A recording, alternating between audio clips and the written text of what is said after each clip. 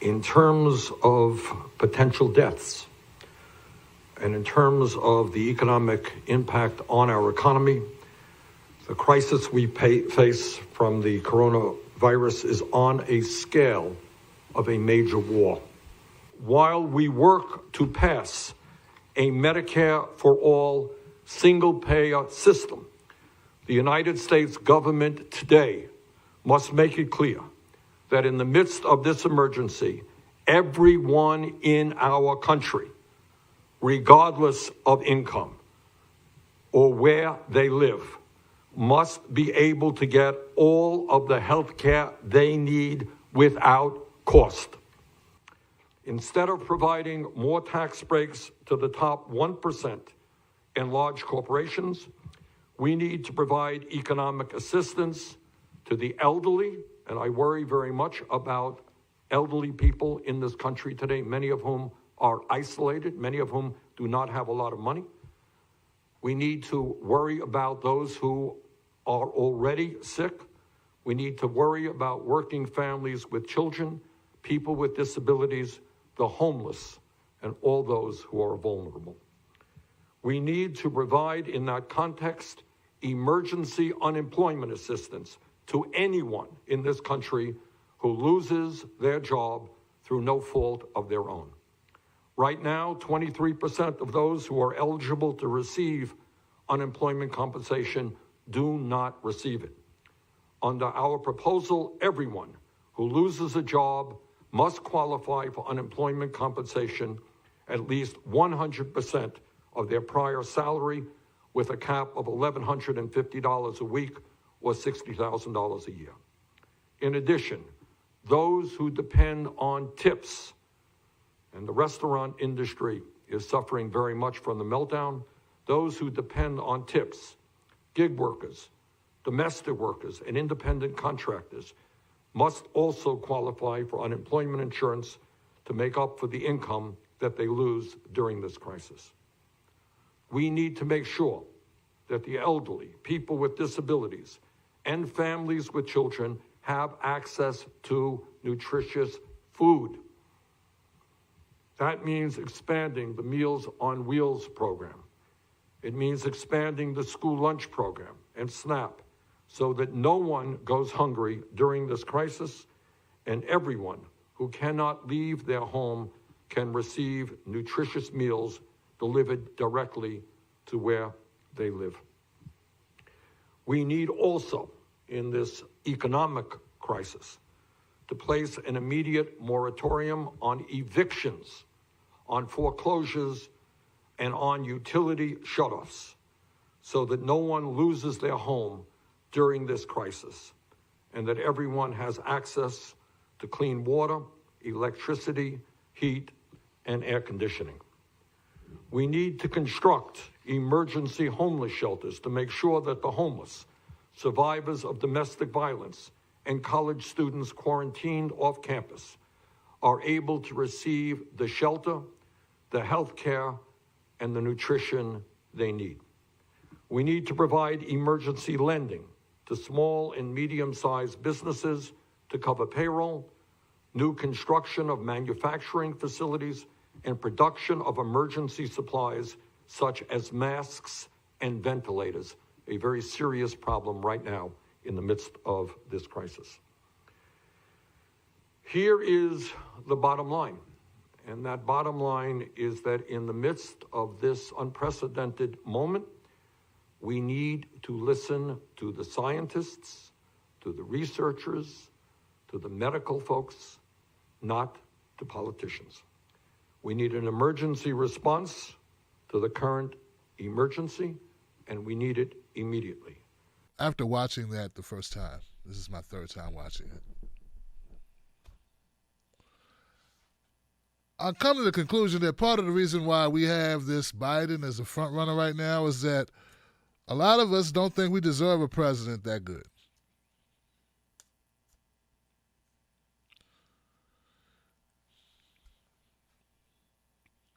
We don't believe it's possible that we could have someone who actually lays out plans and not a bunch of hot air.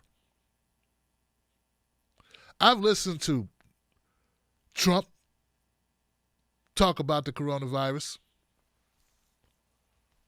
If that's what we want to mostly talk about himself. Seemed like. I listened to Joe Biden and he talked about feelings and the sky. Platitudes about stuff. We all just band together. Oh, with the camaraderie. Shining light on the hill.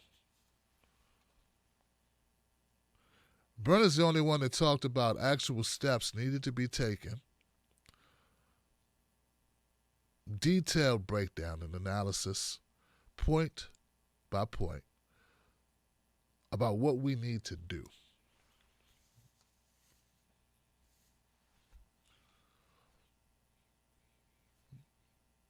You know, when people say, Tim Black, what's up with you and this Bernie thing? Why do you insist on this? Why is this important? Here you go. Exhibit A, mofo. Exhibit A.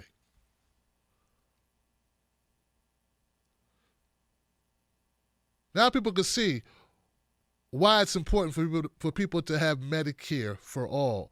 Everyone deserves coverage. People should not have to question, wonder, or hesitate to go to a doctor.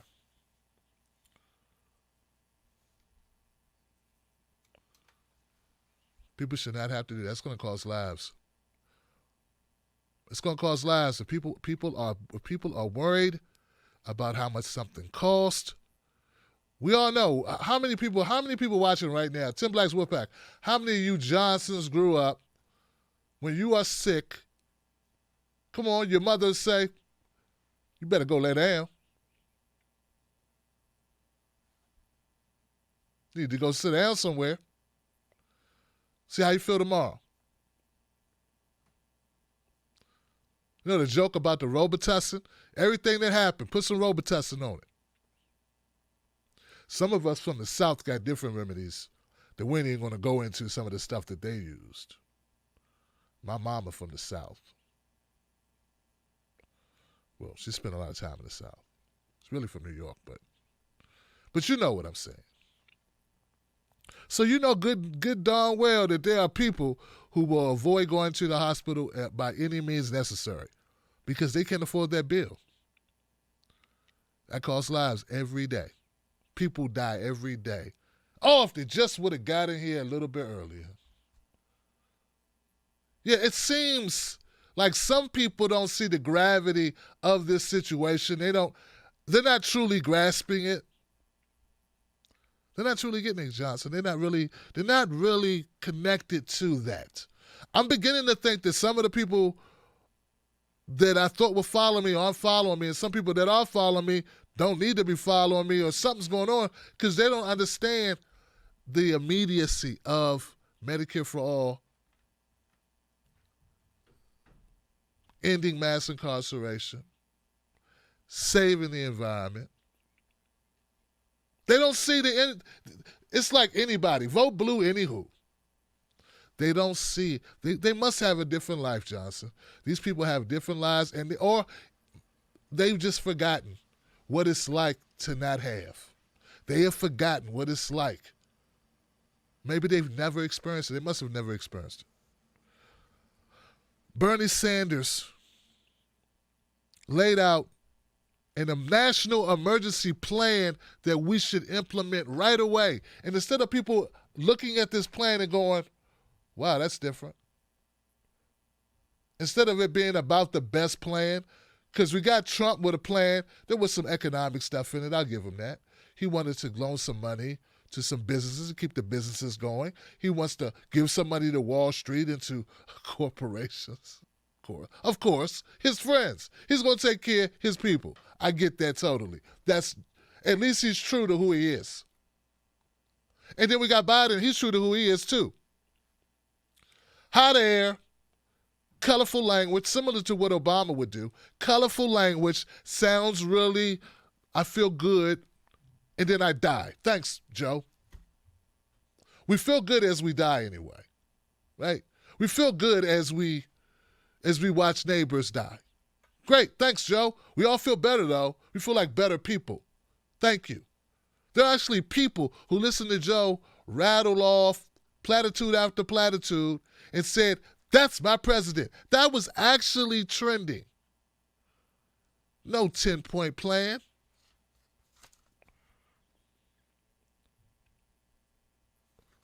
National and state hotline.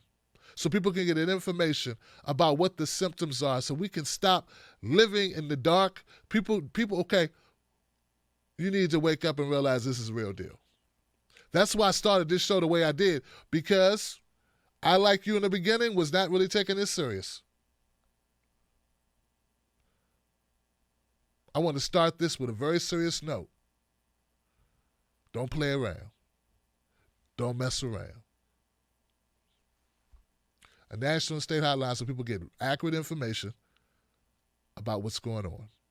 Trump wants to minimize this. I say let's be safe. Let's do above and beyond. And if we go too far, fine. It's just money. We're talking about saving lives.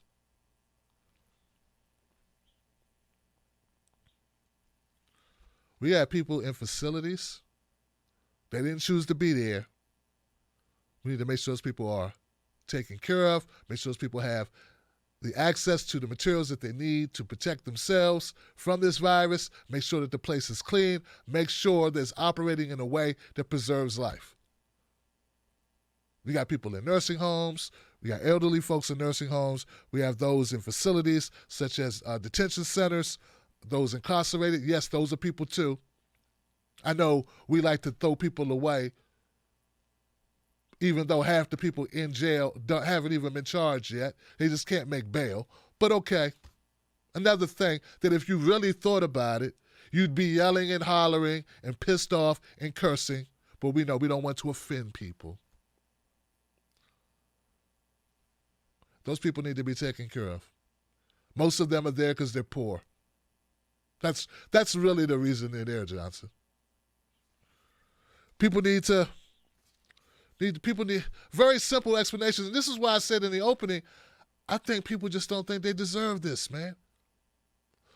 Americans, we have been conditioned to believe that we deserve to die. I mean, not us personally. Other people. You know, poor people. That's their fault they're poor. Gotta be their fault. Look at me. I couldn't have got lucky. Or my parents couldn't have got lucky. Or I couldn't have been born the right color, the right sex, with the right attributes, in the right environment, at the right location, at the right time. None of that's possible. It has to be me. I did this with all my hard work. And them obviously couldn't have been born at the wrong time, the wrong sex, the wrong color, to the wrong family, in the wrong place, at the wrong time. Of course not. It's got to be they chose it. So one of the problems when we got a great display right here in front of you of someone who's thoughtful, took his time, and his crew, his staff, took their time to put together a plan that makes sense, something that's actionable, something that has empathy. But it's not just empathy. It's not just give everybody $1,000. No, it's hey, let's ramp up our community health centers. Let's make sure our doctors and our nurses have the best equipment, have all the access. Because if they go down, we all go down. Let's give out the masks. Let's give out the tools that we need.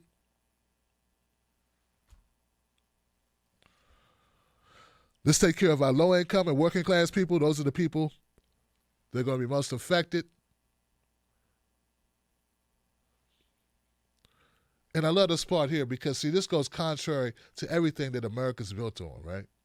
He says there should be no profiting off of the medical solutions that are used to help curb this or stop this virus from spreading. That means you should not be able to profit off of saving lives. Saving lives should be its own reward, its own profit. That's their benefit. Saving lives should be, it's a pandemic. You blood-sucking vermin. You heartless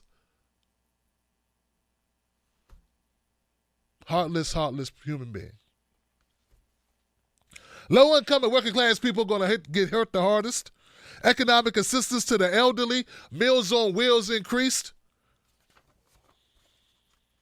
And we need to stop foreclosures, evictions, and electric cutoffs, utility shutoffs, because people can't go to work to make the money, because they have to stay home if they're sick, and the job might be closed. And so let's not just say, everybody for themselves, I'm good, sucks that you didn't plan.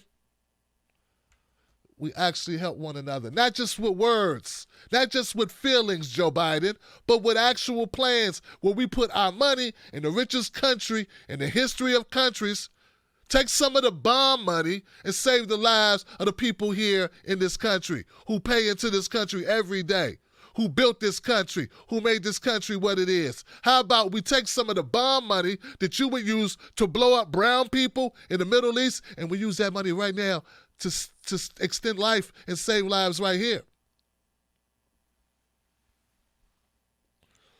See what I'm saying? I don't think people don't think they deserve it. They conditioned to think, oh, just step over the dead guy. Oh, you're homeless? Okay. Get a job, bum. No legs. Addicted to opium. Don't care. Sex trafficked. Don't care. Get a job, dirty. Mentally incapacitated. Don't care.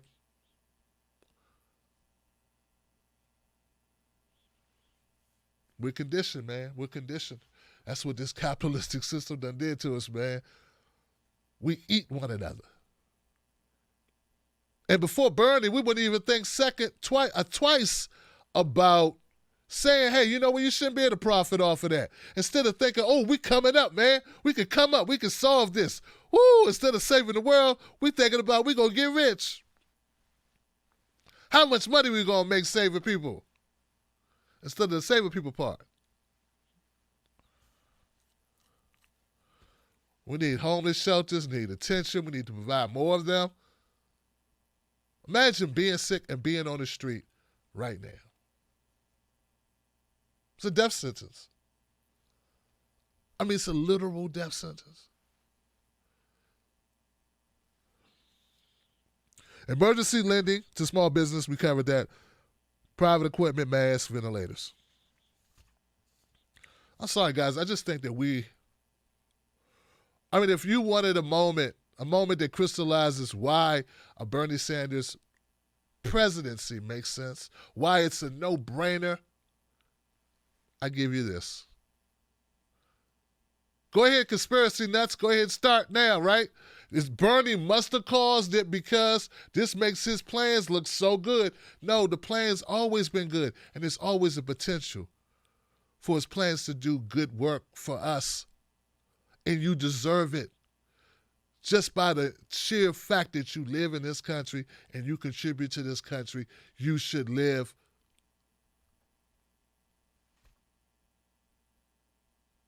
You should have access to, not the ability to access, but the actual thing. That's the purpose of being here. So, like I stated, guys, I just think people don't think they deserve it, man. And you know what? I want to say, I will not apologize for hitting these neoliberals in the gut when I feel like it. Okay? So I sent out a tweet. Some of you may not know about it. I sent out a tweet where I gave Pete Buttigieg the business. Because, see, Pete, to me, it was just something that hit me. I'm watching this footage of the coronavirus, and I'm thinking about all the poor people, all the people who could die. Right? Older people. People no one visits. Don't even know they're shut-ins. I'm thinking about all the young people who are in college.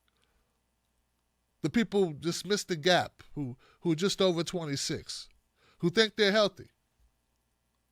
So they don't need insurance, and they can't afford it anyway. So, They got to pay it anyway to be able to live wherever they're living that's overpriced, right? So a lot of factors play into it. And I was just thinking about all the people during this election, because I've been covering this election, man, from the beginning, from the open bail, and it's still going on, and it's been a long one. And I've been covering it since 2015. I've been covering this stuff, and I'm like, man, it just something struck me, man. Something struck me, Johnson. It said, go to hell, Pete Buttigieg. Like it was in my soul because I just pictured his smug face. Well, we're going to give, I support Medicare for all, but, I think we should live in a country where people get choice. And people should be able to choose their Medicare. They should be able to choose their health care. And so it should be Medicare for all who want it. And this is a much better plan. Instead of throwing 144 million people off their insurance, I think there'd be a better route to go. How much is it going to cost, Bernie? You still haven't laid out definitively how it's going to cost to save these people's lives. Because if it's going to cost too much, we got to let them go. We got to let them die, Bernie.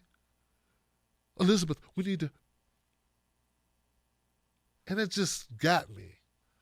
It just hit me like this mofo was on that stage arguing for people not to have one of the main things that saves lives. He's arguing against it. And he's like, he just supported Biden. You smug bastard. Now we're in the middle of a pandemic.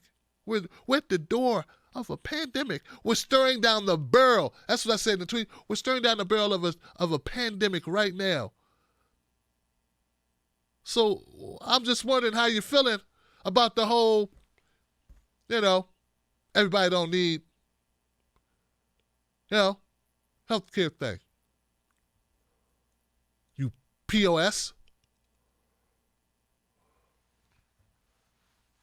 We're going to have a rule, and I think we should begin with it. First of all, I don't work for any campaigns, y'all. So please, guys, stop hitting me up saying, Tim, you must act a certain way because you are a reflection of the Bernie Sanders. I'm a reflection of my mama. Her name is Anna.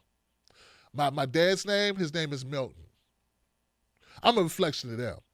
They said we good, okay? So you can stop telling me I'm a reflection of Bernie, a reflection of Nina, or a reflection of anybody else. And also, in that mirror I look in, I'm a reflection of myself. And I have kids, and I have a grandchild, and I know who I fight for. So don't waste your time telling me I need to be nicer. I don't think I've been hard enough. I don't think people have been hard enough. And I don't expect politicians to do it. Journalists are supposed to hit that ass. We're supposed to expose them. We're supposed to call them out. That's what we're supposed to do. But if another person says, Jim, you just need to be nicer to the lying bastards who wouldn't care, who wouldn't piss on you if you were on fire to put you out, who would step over you and go pick up their paycheck while people die, who would send off nice tweets and talk about God bless America. Meanwhile, 500,000 people lose their homes every year because of health care, a crisis. If you ask me, if you want to know what I think they deserve to be called more than a piece of shit. I think they deserve to be called a lot more than that. They definitely deserve me to say it without using the acronym to say it. So if that's going to hurt your feelings, you got the wrong show, and you must not watch this motherfucking show. Because this show, we don't pull punches like that. We don't worry about, and another thing, guys, stop worrying about what Biden's going to think about you or what Elizabeth Warren's going to think about you. Yeah, they're going to use this against, you don't understand how smears work. See, smears, that's not how smears work. Smears aren't accurate, okay? They don't wait for you to do something and then smear you with it. They just smear you. Oh, I see now that I call out Pete, now I'm going to get smeared. Really? You don't think they've been smearing us all this time? So please, you can't win this. You still think shit's fair. You still think if you do this, they gonna do that, and you abort that on yourself because you did that. You shouldn't have did that. No, you don't have to do anything. When in New York City, remember, see, we live in a different world, you and I. See, Bloomberg, the beauty of Bloomberg was you didn't have to do anything. You just had to be black and live in New York to have somebody stick their finger up your ass while you're walking to school. You understand? You didn't have to actually do anything. That's the problem, you dumbass. That's the whole issue. You didn't have to literally, physically do anything other than be brown. If it was, you had to do something, that'd be different. That wouldn't be racial profiling. That wouldn't be unconstitutional. The problem was we didn't do anything. The problem is it's not a bunch of Bernie supporters destroying the planet. Okay? The problem is our corrupt system didn't become corrupt because some people who like Bernie or voted for Bernie made it corrupt. It's already corrupt. We didn't make it that way. We're not creating this. This is what it is. We are reacting to unconscionable situation, an inhumane system that's corrupt, that destroys us, that kills our youth, that kills our kids, that destroys families, that pulls us apart, that crushes dreams, that robs childhoods. Do you understand what we are fighting for? When we fight for $15 a minimum wage, a livable wage at minimum, some say it should be 22. We're fighting for dignity of work. We're fighting so that people can feed themselves. There are people who just see this shit as words, y'all. They just hear slogans. Behind every policy, there are people. Real life people.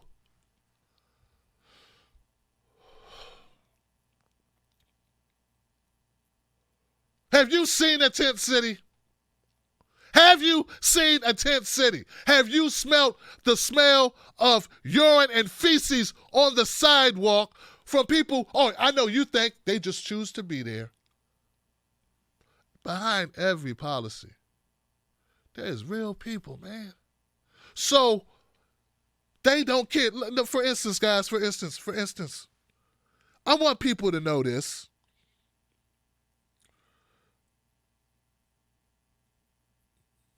Where is it at? It's important. This is important. This is important.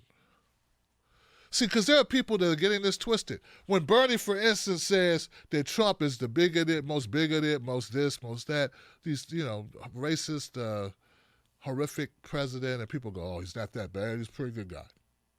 It's not that bad. It's not bad. Not that bad. I'm not going to sit up here and argue all day about somebody who's made the statements and shit that is falling out the mouth of Donald Trump as he throws raw meat at his audiences, when he's doing his shtick up there, when he's doing his best Tim Dillon / Bill Burr / whatever the stand-up routine he's trying to do, Brett Schleier or Joe Rogan or Dave Chappelle or Paul Mooney. I don't know what he's trying to do. He's trying to do stand-up comedy. What he's trying to do. So while he's up there doing that, he's throwing this red meat to his audience, throwing out jokes and lines. Okay, so we're not going to get into all of the problematic, harsh shit that he has said up on that stump, but I'm going to tell you this. Trump's budget cuts, while he pumps $1.5 trillion into the stock markets, here's his budget cuts. $920 billion for Medicaid.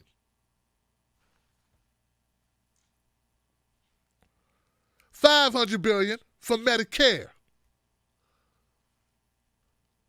$76 billion from disability. As in disabled people. Okay. Didn't choose to be that way, by the way. Just SNAP. Food, $182 billion cut. Education, $32 billion cut. Housing, $85 billion cut. CDC, the very organization that's supposed to get in front of this pandemic, $1.5 billion cut.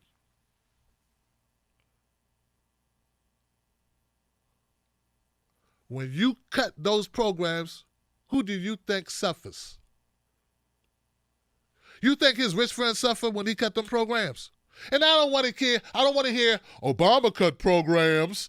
He ain't president. He gone. He out of here. He out the way. Other than trying to destroy Bernie and stop Bernie, kneecap Bernie Sanders, and usher in another neoliberal like himself, he out the way, okay? So don't use that. I don't have to. We're almost into 8 years, 4 years later, you're still talking about what Obama did while we got a president in office right now. So let's stop that, please. Stop. Just go tell that to somebody else. My point is, there's real people getting hurt by this shit. Do you understand? I know obviously it's not you. Or you wouldn't be like, he seemed okay to me, because you're talking about words he said. You're talking about jokes. You're talking about what CNN focuses on. CNN does not focus on any of the things I just pointed out. What you're talking about, which I will agree with, is the stupid shit that CNN and MSNBC harp on that aren't these things. But when I talk about Trump, I'm talking about these things. So back to my point, in all policies, all of these policies, all of the initiatives from the Green New Deal, from fair housing and justice for all, the criminal justice reform package, most comprehensive reform package ever presented. The internet broadband. There are people in rural places in this country who basically on dial-up modems out this mofo. Do you understand? Who don't have access to information. We didn't even talk about that. What the broadband access is for some of the people in the South is horrible. It's horrific, okay? Okay? Not like yours, my coastal friend, or mine. I'm in Maryland. So this stuff touches real lives, real people. And I think, I honestly believe, guys, I'm going to move on, but I think there are some people who don't understand that these are real people. It's not just slogans that sound good. Medicare for all, healthcare is a right, a human right. It's not just a slogan. And it's not just something we say because it sounds good. And it's not theoretical. People are dying. And more people are going to die. And if that causes me or you to shout POS or SOB or GD or whatever, so what? Because what bothers me is the people that are more upset that I say GD or MF or whatever than are upset about the people that are literally dying every day, or burying their spouses or their parents or their children when they shouldn't have to. So is it okay if I be me, you do you? Okay. Because I'm gonna do it anyway. I'm gonna do that anyway. And if you keep it up, I'm gonna be GD in your ass. That's what I'm gonna do. So we ain't gonna get into civility because you can't win that argument. It's